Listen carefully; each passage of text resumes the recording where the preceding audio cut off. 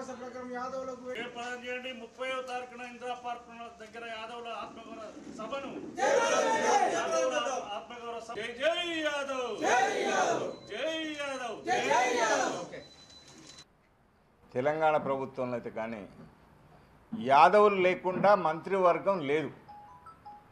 కానీ మొదటిసారి ఇవాళ ఈ ప్రభుత్వంలో యాదవులకు స్థానం లేకుండా అయిపోయింది. మా యాదవులు అంటే గొల్ల కుర్మ సోదరులందరినీ కలిపితే యాదవులుగా నేను భావిస్తున్నా. భారతదేశ చరిత్రలో యాదవులకు ఒక స్థానం ఉంది. ఇవాళ నార్త్ ఇండియా తీసుకున్నా, సెంట్రల్ ఇండియాలో చూసుకున్నా యాదవులు ప్రతి రాష్ట్రంలో ముఖ్య పాత్ర పోషిస్తున్నారు. అందులో సౌత్లో కూడా ఆంధ్రప్రదేశ్లో, తెలంగాణలో పెద్ద సంఖ్యలో ఉన్న యాదవులు ప్రతి రాజకీయ పార్టీలో ముఖ్య పాత్ర పోషించినా కూడా ఇవాళ ఈ రాష్ట్రంలో యాదవులు మంత్రి స్థానం లేకపోవడం బాధాకరం. యాదవ జాతిని అవమానించినట్టు.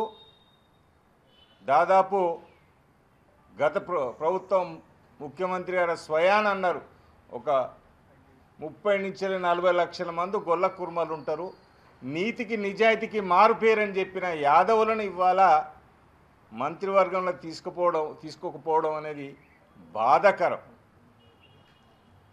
అంటే ఎమ్మెల్యేలు లేరు, మంత్రులు లేరు, గెలవలేదు, ఎమ్మెల్సీ లేరంటారు. మీరు మనసులో అనుకుంటే, ప్రభుత్వాలు అనుకుంటే, పార్టీలు అనుకుంటే మీరు స్థానం కల్పించి మీరు మంత్రివర్గంలో తీసుకో అవకాశం ఉంటుంది. ఇది అందరికీ తెలుసు. గత చాలా ఎగ్జాంపుల్స్ ఉన్నాయి.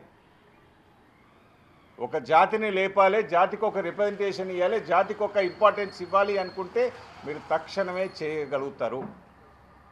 ఇది రాష్ట్ర ప్రభుత్వం ఆలోచించాలి, ముఖ్యమంత్రి గారు ఆలోచించాలి, కాంగ్రెస్ అధ్యక్షుడు ఆలోచించాలి.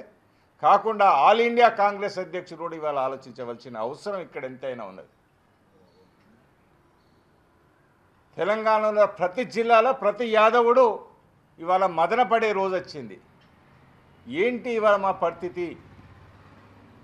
మాకొక్క రిప్రజెంటేషన్ ఉండదా క్యాబినెట్లో అన్న ప్రశ్న ఇవాళ జాతి ప్రతి ఒక్కరిలో వస్తున్నది. కాబట్టికే ఇది ఉద్యమం రూపం దాల్చుకోబోతుంది. కాబట్టికే జాగ్రత్త సుమా.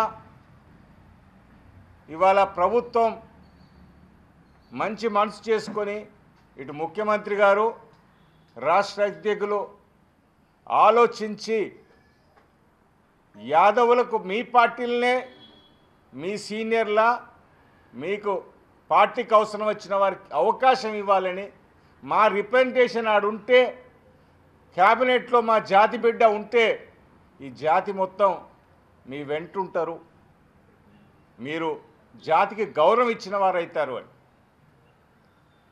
తెలియజేస్తూ ఈ 30వ తారీఖు నాడు యాదవుల ఆత్మగౌరవ సభ పెద్ద ఎత్తున ఇందిరా పార్క్ ధర్నా చౌక్లో జరుపుకోబోతున్నాం. రాష్ట్రంలో ఉన్న యాదవ ప్రతి బిడ్డ రావాల్సిందిగా కోరుచున్నాం. సభ ఇవాళ ఆత్మగౌరవ సభ అంటే మన సభ, మన ఉనికిని తెలియజేసే సభ. ఈ సభ ద్వారా రాష్ట్ర ప్రభుత్వానికి, ముఖ్యమంత్రి గారికి, కాంగ్రెస్ ప్రభుత్వ అధ్యక్షులకు, పార్టీ అధ్యక్షులకు, ఆల్ ఇండియా కాంగ్రెస్ కూడా ఒక అల్టిమేట్ ఇచ్చే విధంగా సభ జరగబోతుంది. దానికి అందరూ తరలి రావాలని తెలియజేస్తూ ఇప్పుడు మా బ్రదర్ సోదరుడు గోవర్ధన్ యాదవ్ గారు మాట్లాడతారు. మీ సందర్భంగా ఒక విషయం అయితే చెప్పదలుచుకున్నాం. రేపు ఏమైనా తెలంగాణ చరిత్ర రాస్తే యాదవ క్యాబినెట్ అంటే రేవంత్ రెడ్డి గారి క్యాబినెట్లో యాదవ మంత్రి లేని క్యాబినెట్గా రాయవలసి వస్తుంది. ఎందుకు చెప్తున్నానంటే ఇప్పటి వరకు యాదవ మంత్రి లేకుండా క్యాబినెట్ ఉన్న చరిత్ర లేదు. అలాంటి చరిత్ర రాయాలనుకుంటే రేవంత్ రెడ్డి గారు రాసుకోవాల్సిన స్థితికి రావద్దని యాదవ జాతంతా డిమాండ్ చేస్తుంది. రెండవది, ఈ మధ్యన అనేది ఏంటంటే ఎవరు అనుభవం లేని వాళ్ళకు కూడా మంత్రి ఎవరు ఉండని చెప్తున్నాను. నేను ఈ సందర్భం ఒకటే చెప్తున్నాను, ఒక్కసారి ఎమ్మెల్యే అయినా చాలామందికి మంత్రి పదవులు ఇచ్చిను. మొన్న మా బీర్లైలే కూడా గెలిచిండు.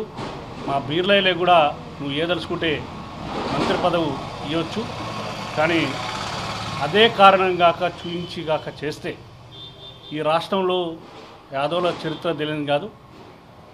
గతంలో యాదవులని ముందు పెట్టి యాదవులను విస్మరించిన ప్రభుత్వాలకు ఎలా బుద్ధి చెప్పారో ఈ ప్రభుత్వానికి కూడా బుద్ధి చెప్పే స్థితి వస్తుంది.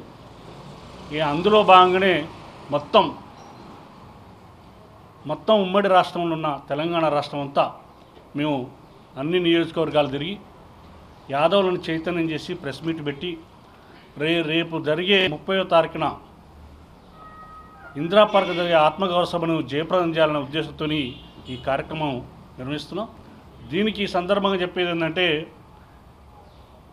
మా సంఖ్య మీకు ఎంత ఉందో మీకు కులగణన చేసినాక తెలిసింది. రేపు స్థానిక సంస్థల ఎన్నికల్లో కూడా ఒక డిమాండ్ చేయబోతున్నాం. యాదవులను విస్మరించిన ఈ కాంగ్రెస్ ప్రభుత్వానికి, ఈ రేవంత్ రెడ్డి ప్రభుత్వానికి మనం బుద్ధి చెప్పాలి. ఆ బుద్ధి చెప్పడం కోసమే రేపు జరిగే సభను జయప్రదం చేయాలని. ఇది ఆత్మగౌరవం. ఎందుకంటే ఇలా యాదవుల అమాయకులు, ఏదో తెలివిలేనులు, వీళ్ళు బుద్ధిమంతులు అని అనుకుంటారు, కానీ వాళ్ళకు రెండు తెలుసు, మంచి తెలుసు, చెడు తెలుసు. సందర్భం వచ్చినప్పుడు ఎట్లా చెడు చేయాలనే ఉద్దేశాన్ని కూడా చైతన్యం చేయడం కోసమే ఈ సభ పెట్టాం. ఆ సభను విజయవంతం చేయాలని ప్రతి ఒక్క కుర్మ యాదవ్ బిడ్డల్ని ఈ సందర్భంగా పిలుపునిస్తున్నాం.